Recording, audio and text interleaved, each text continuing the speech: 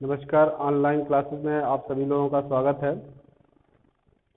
जैसा कि आज आप लोगों को पार्ट 6 वंशागति का आणविक आधार छठा पाठ है। वंशागति का आणविक आधार आपको पढ़ाना है। इसके पहले आप आनुवंशिकता पढ़े थे। ग्रेगर जॉन मेंडल ने सर्वप्रथम इसकी खोज किया था और मटर पर उन्होंने अध्ययन करके ये सिद्ध कर दिया कि निश्चित रूप से वंशागति होती है। तो वंशागति का मतलब होता है कि कोशिकाओं के बीच पाए जाने वाले जो न्यूक्लियस होता है, कोशिकाओं के बीच में जो न्यूक्लियस पाए जाते हैं, उन न्यूक्लियस के अंदर पाया जाता है डीएनए। ये वो आनुवांशिक मटेरियल होता है, उस मटेरियल को हम डीएनए कहते हैं। डीएनए और आरएनए मीन्स न्यूक्लिक एसिड के अंदर पाया जाता है। तो इस तरह हम आनुवांशिक पदार्थ को देखेंगे कि वंशागति में आनुवांशिक पदार्थ क्या है।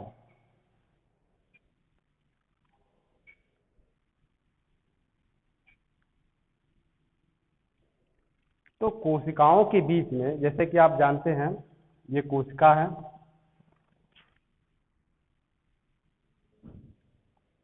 ये तो पादप कोशिका है। आपको जंतु कोशिका इस तरह बनाई जाएगी।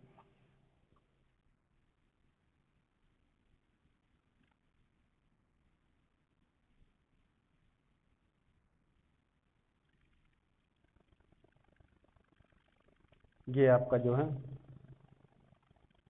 जंतु कोशिका है।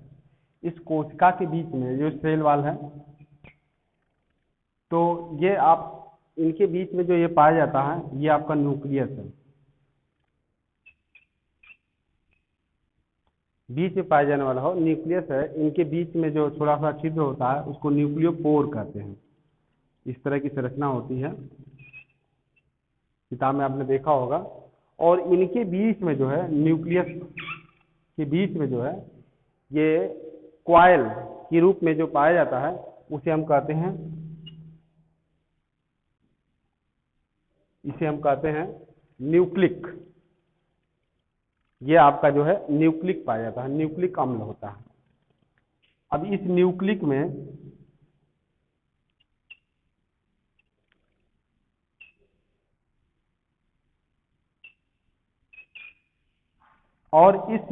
में जो है आपका डीएनए भी होता है और आरएनए भी होता है। Mean DNA and RNA. तो इसके बारे में हम लोग अध्ययन करेंगे और इसी के माध्यम से जो भी परिवर्तन होते हैं वे वंशागत कहलाते हैं। ये न्यूक्लिक मटेरियल के द्वारा जो भी परिवर्तन होते हैं वही क्या कहलाते हैं, वंशागत कहलाते हैं। जो एक पीढ़ी से दूसरी पीढ़ी में क्या होता है, ओरिजिनेट होता है, मीन्स डोमिनेंट होता है। तो आज हम आप लोगों के को आनुवंशिक पदार्थ में डीएनए और आरएनए पढ़ाएंगे। Means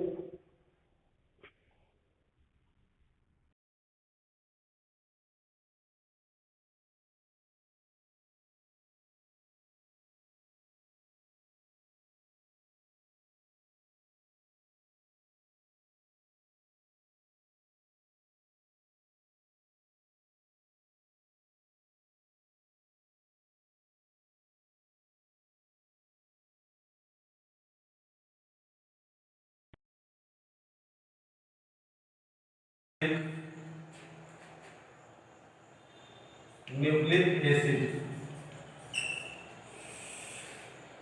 deoxy ribo nucleic acid, ये डीएनए का है। और आरएनए जो होता है राइबो न्यूक्लिक एसिड। ये दो तरह से है, आनुवांशिक मटेरियल है जो आपके कोशिकाओं के न्यूक्लियस में पाया जाता है। और अब आगे हम देखेंगे कि यह डीएनए मटेरियल जो बने होते हैं वह मुख्यतः 3 चीजों से बना होता है। ये न्यूक्लिक मटेरियल जो होते हैं वे 3 होते हैं। कौन कौन, उसको हम देख लेंगे।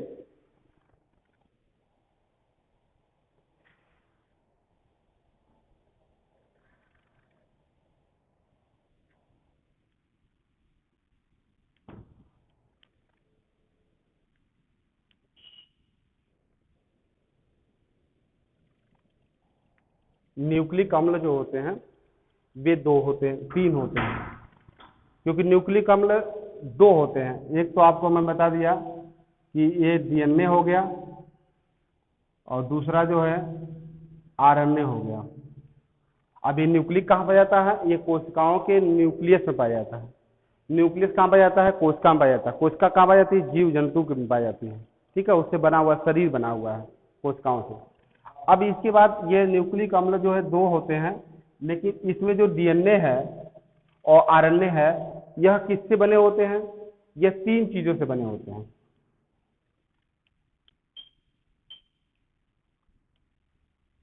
या यूं कह लीजिए तीन पदार्थों से मिलकर बना होता है। कौन कौन? एक होता है शुगर, शर्करा, इसको हम कहते हैं पेंटोज, पेंटोज शर्करा।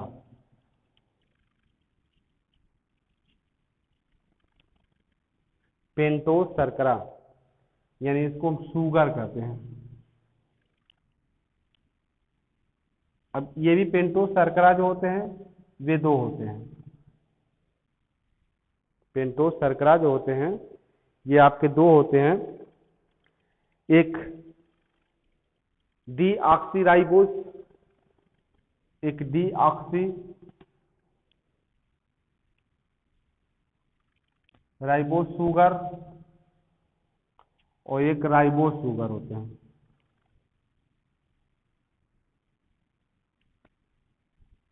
ये आपका न्यूक्लिक में पहला हो गया। दूसरी कंडीशन यहाँ होती है, दूसरा जो होता है फास्फोरिक अम्ल होते हैं।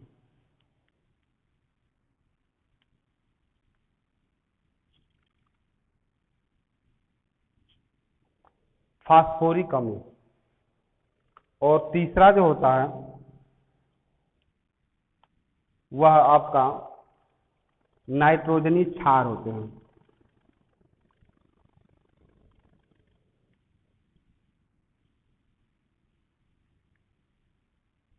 नाइट्रोजनी क्षार, क्योंकि आप जानते हैं ये इस तरह लगे होते हैं, जैसे ये आपका ये नाइट्रोजनी क्षार है, केवल एडेनिन, ग्वानिन, साइटोसिन, थाइमिन ये चीजें हैं, इनसे जुड़ा हुआ है। अब ये जो है आपका पेंटोज शुगर से जुड़ा हुआ है।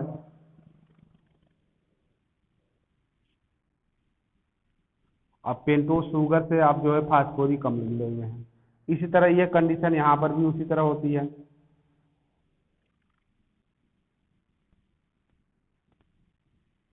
ये पेंटोज शुगर हो गया और इससे आपका जो है फास्फोरिक है। ये टोटल एक आपका डीएनए का एक जो है यहाँ एक स्टेप है। इस तरह जो है कंडीशन जुड़ी होती है, यानी ये डीएनए अगर बना है, डीएनए इस तरह की कंडीशन बनी होती है इस तरह। तो इसमें जो जो लगे होते हैं एक दूसरे स्टैंड में, ये आपस में इस स्टैंड की जो कड़ी होती है ये होती है, ये है डीएनए। तो ये नाइट्रोजनी क्षार है। फास्फोरिक अम्ल आप जानते ही हैं, फास्फोरस पे BO4, SPO4 इसके साथ जुड़े होते हैं। तो इस तरह जो है न्यूक्लिक अम्ल में तीन पदार्थ आपको मिल के बने होते हैं। एक पेंटोज शर्करा होता है और दूसरा जो है आपका फास्फोरिक अम्ल होता है, तीसरा जो है नाइट्रोजनी क्षार होते हैं।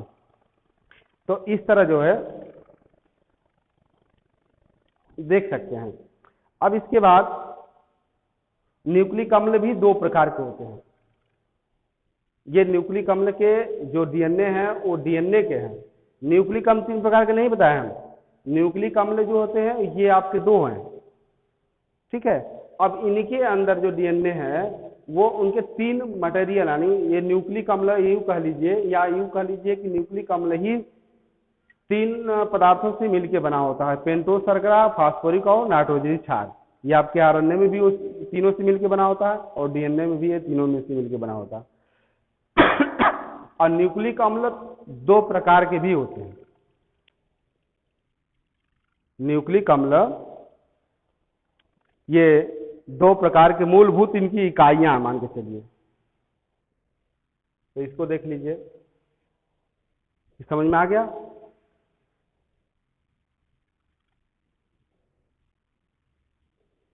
न्यूक्लिक अम्ल के दो मूलभूत इकाइयां होती हैं, एक होता है प्यूरीन और दूसरा होता है पिरिमिडीन। एक प्यूरीन,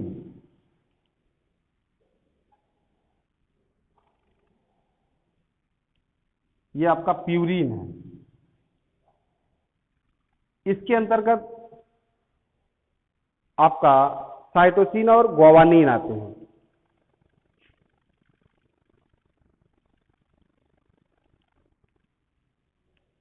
साइटोसिन पोस्ट में सी, और दूसरा आता है ग्वानिन जी। ये आपके प्यूरीन है।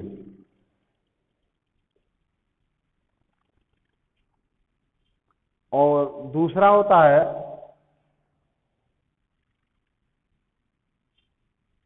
पिरिमिडीन, ये पिरिमिडीन है। इसके अंतर्गत तीन आते हैं नाइट्रोजनी क्षार। कौन कौन? एक होता है एडिनिन,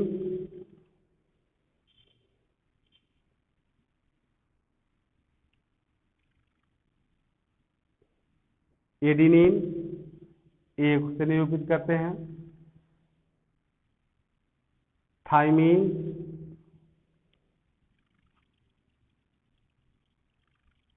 कैपिटल सी से, और तीसरा जो है यूरेसिल आता है।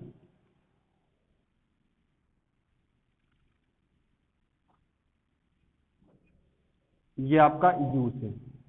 तो तीन हो गए पिरिमिडीन में, एडेनिन, थाइमिन और यूरेसिल।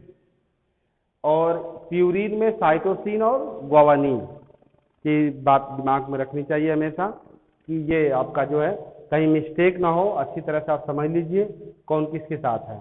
अब देखिए, जब नाइट्रोजनी क्षार ये आपका डीएनए का स्टैंड जब बनती है तो उसके दौरान यह साइटोसिन ग्वानिन के साथ जुड़ता है।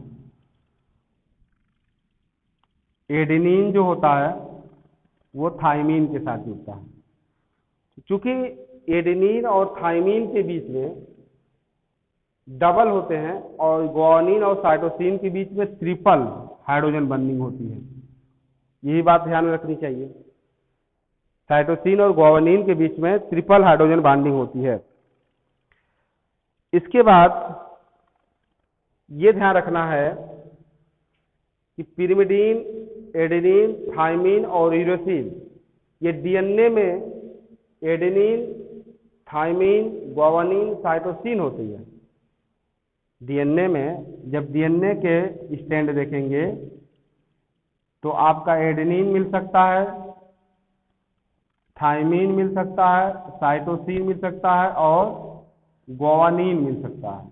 लेकिन आरएनए में एडेनिन मिलता है, थाइमीन की जगह पर यूरेसिल, साइटोसिन और ग्वानिन।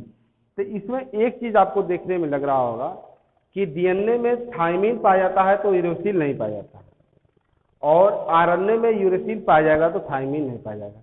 ये चीजें मेन अंतर है। इस अंतर को आप लोग जान लीजिए कि डीएनए में थाइमीन पाया जाता है और आरएनए में यूरेसिल पाया जाता है।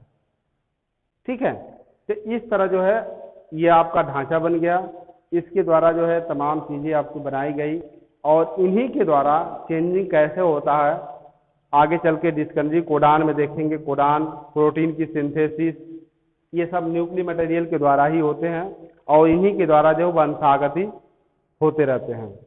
तो ये चीजें जो है आपको क्लियर हो गया, तो फिर उसके बाद आपको धीरे धीरे इसके आगे आपको बताएंगे कि आगे क्या पढ़ना है। और इन सभी की परिभाषा आप जो है जान लीजिए, और बाकी जो है कल आपको इसके आधार पर जो है डीएनए की संरचना बताएंगे। या देखते हैं समय मिलता है तो अभी मैं बता देता हूं, और आप लोग भी इसको बना लीजिएगा। डीएनए की संरचना। अब डीएनए की संरचना के बारे में हम आपको कल डिस्कशन अच्छे से करेंगे और बताएंगे, क्योंकि न्यूक्लिक मटेरियल जो आपका पार्ट जो है वंशागति की आणविक आधार, तो आणविक आधार यही सब है, एडेनिन गुआनिन और साइटोसिन गुरेसिल के द्वारा जो जो भी चीजें जो है फेरबदल होते हैं, जो चेंजिंग होती है, यही सब जो है आणविक है।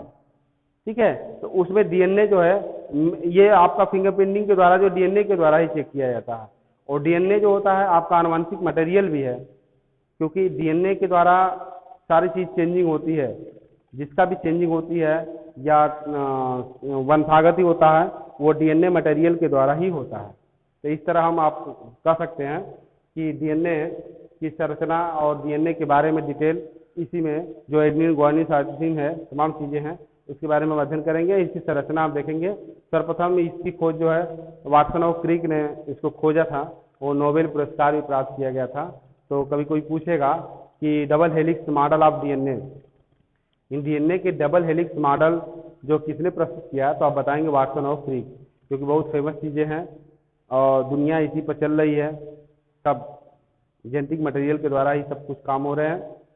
ठीक है, अभी अब कोरोना की दवाइयाँ जो बन रही है जेनेटिक मटेरियल की खोज के द्वारा जो है धीरे धीरे उसमें ट्रांजिशन करके देखा जा रहा है किस पर सूट कर रहा है, किस पर नहीं सूट किया जा रहा है।